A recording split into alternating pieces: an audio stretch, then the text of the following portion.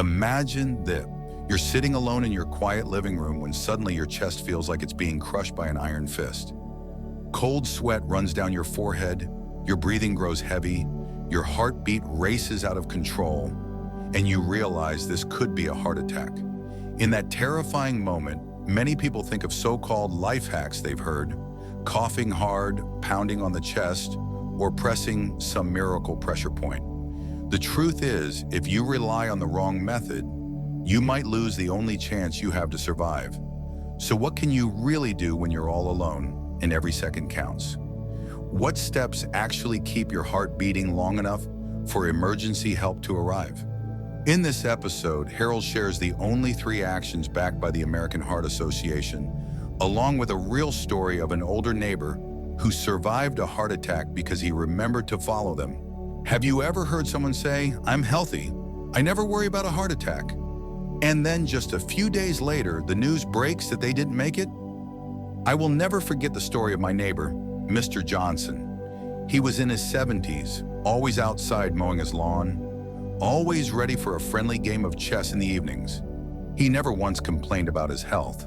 But one quiet afternoon, while fixing dinner, he suddenly felt a crushing weight on his chest. Cold sweat poured down his face, his breathing turned shallow, and his hands began to shake. The worst part was that he was home alone.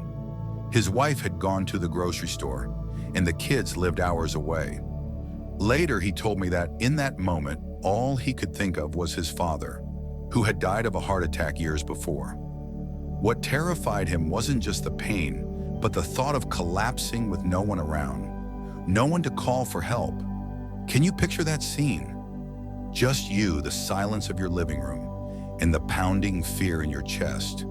Are you prepared for that moment, or would you be frozen, unsure of what to do?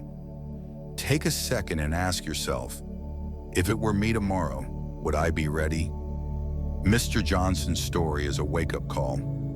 None of us plans for a heart attack, but it can come without warning. And when it does, the only thing that matters is whether you know the steps that can keep you alive until help arrives. In this episode, I'll walk you through what helped him survive and how you can be ready to face the same situation. Because if it ever happens to you, I want you to feel confident saying, "I know exactly what to do." Before we go further, share with me in the comments, have you ever witnessed a family member or friend go through a heart attack? Your story might be the message that gives someone else the knowledge to survive. Here's something that surprises a lot of people. Not every heart attack is the same. One person may feel crushing chest pain, yet remain alert enough to call 911. Another may suddenly collapse, unconscious in seconds, and never get back up. 2 scenarios, 2 outcomes, yet both often described with the same phrase, heart attack. That's why it's critical to understand the difference between a heart attack and a cardiac arrest. They are not the same, and if you mistake one for the other, the action you choose could cost a life. Picture this. You're talking with an older friend. He suddenly clutches his chest, his face tight with pain, cold sweat pouring down, but he's still able to speak a few words, still gasping for breath. That is a heart attack. The heart muscle is starved of blood, but he's conscious. In this case, the right response is to call 911 immediately, let him rest, and if a doctor has advised it, give aspirin or prescribe nitroglycerin while waiting for emergency care. Now imagine the opposite.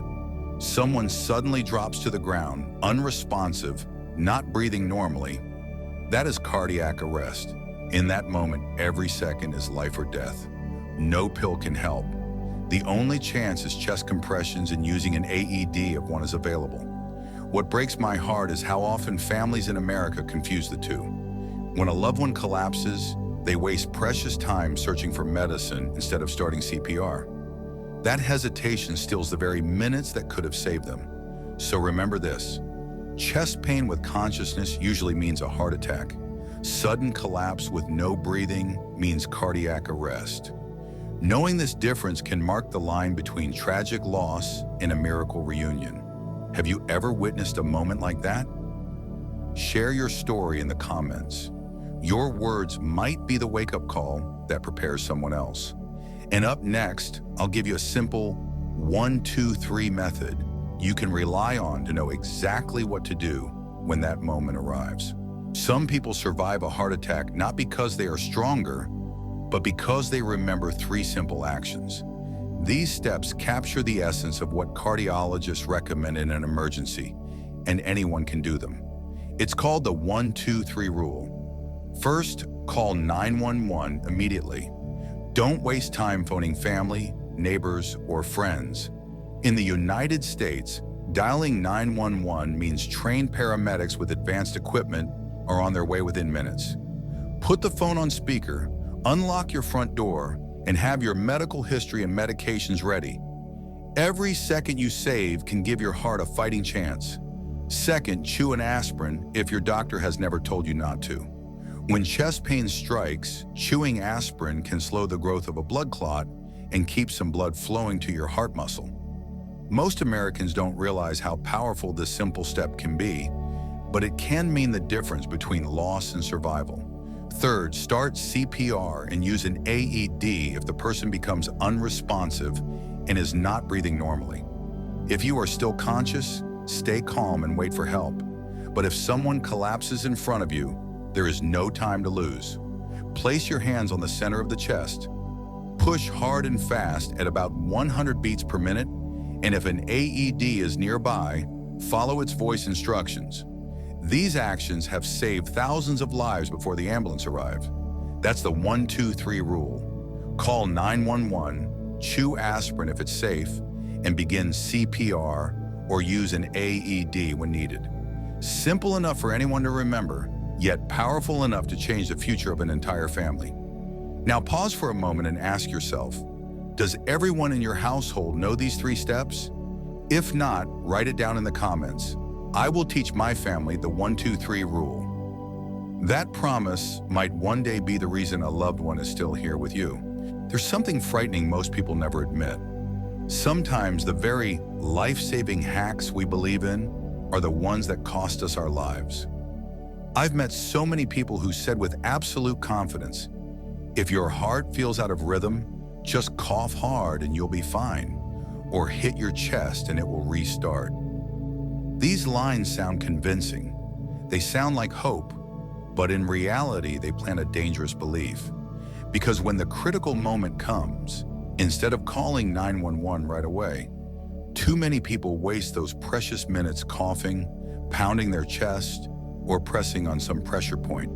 And in that delay, their heart finally stops for good. I'll never forget the story of a man in Florida. When chest pain struck, he did exactly what he'd read online about cough CPR. He coughed until he collapsed on the kitchen floor. By the time the paramedics arrived, it was too late. His family couldn't believe that the very hack he trusted had stolen his only chance. Here's the truth. Cough CPR has never been recommended by the American Heart Association for the general public. The chest thump, or precordial thump, is only for trained medical professionals under very specific conditions. Acupressure or massage may help you relax, but they will never replace real emergency care. And if you're sitting there now wondering, so who should I trust? This is the wake-up call. What you need isn't risky myths passed down through hearsay. What you need is the proven 1, 2, 3 rule that could keep you alive until help arrives. So let me ask you directly, have you ever believed in one of these so-called rescue tricks? Share your story in the comments because your experience could be the warning that saves someone else from making the same mistake. Here's something most people don't realize. When you face a sudden emergency, your brain often shuts down. Everything you've read or learned can vanish in an instant. Doctors call it the freeze response, and that's why so many heart attack patients in America lose precious minutes. They simply can't remember what to do first. But there is a simple way to break through that freeze. It's called a home heart plan, a small checklist taped to your refrigerator, kitchen wall, or living room. When chest pain strikes, all you or your loved ones need to do is glance at it, and the next steps become crystal clear. Imagine this: you're home alone. your chest tightens and cold sweat runs down your face. Your hands are shaking so badly you can barely hold the phone, your mind spinning out of control. Then your eyes catch a sheet of paper on the fridge. 3 short lines. Call 911. Chew aspirin if your doctor has cleared it. Be ready for CPR or AED. That simple reminder steadies you and pushes you to act. I've heard families say that when their father or mother had a heart attack, that little plan kept the whole house calm. One person called 911, another grabbed the medication, and another opened the door for the paramedics. Instead of chaos, there was clarity, and that clarity saved a life. What matters here is not only survival, but also the deep sense of peace of mind. For older adults, knowing that everyone in the household has a clear plan brings comfort that no prescription ever could. It's the feeling that you are not alone. So let me ask you, does your home have a plan like this? If not, take a few minutes after this video to write one down, print it out, and place it where everyone can see it. I'll even share a ready-to-use Home Heart Plan template you can download and give to your loved ones. Don't wait until it's too late. A single sheet of paper could be the reason you're still here tomorrow, telling your own story of survival. One of the most heartbreaking things I ever heard from a cardiologist was this. Most of the heart attack patients I treat had been warned, but they never changed a thing. In other words, the chance to prevent it was there, but it slipped away, and the price was paid in a hospital bed, or worse. So what's the golden key to making sure you never end up in that position? It isn't complicated diets or expensive treatments. It comes down to 5 simple habits that can strengthen your heart and protect your future. The first habit is walking every day, just 20 minutes, split between morning and evening if you like. Research shows it lowers blood pressure and cuts heart attack risk. Picture yourself strolling through your neighborhood in the afternoon, breathing deeply, feeling lighter, not only protecting your heart but lifting your mood. The second habit is slow, deep breathing. Just a few minutes, inhaling fully and exhaling gently, can calm your heart rate and bring down stress. And honestly, who among us doesn't need a little more calm in our lives? The third habit is eating in a heart-friendly way. Add salmon or tuna twice a week. Toss in a handful of walnuts and keep citrus fruits on your table. These foods have been proven to reduce cholesterol and keep arteries clear. The fourth habit is cutting out cigarettes and alcohol. A few moments of pleasure aren't worth years of damage. I've seen too many older men and women regret letting these habits weaken their hearts day by day. And the final habit is checking your blood pressure at home once a week. A small device and a notebook can give you an early warning before a problem turns dangerous. None of these is difficult. They're small steps, but together they create a massive difference in how long and how well you live. I want you to pause and reflect. How many of these habits are already part of your daily life? And more importantly, which one will you start tomorrow? Write your answer in the comments. Your promise could inspire someone else to take control of their heart health. Remember, your heart deserves daily protection, not just so you can live longer, but so you can live freely without becoming a burden and enjoy every moment with the people you love. Here's a truth we often try to avoid. Your heart has been beating faithfully for decades, but it never complains before it fails. And when it finally speaks, it's usually with a warning you can't afford to ignore. What I've shared with you today, the 1-2-3 rule, the Home Heart Plan taped to your fridge, and the daily habits that protect your heart, these aren't just pieces of information. They are lifelines.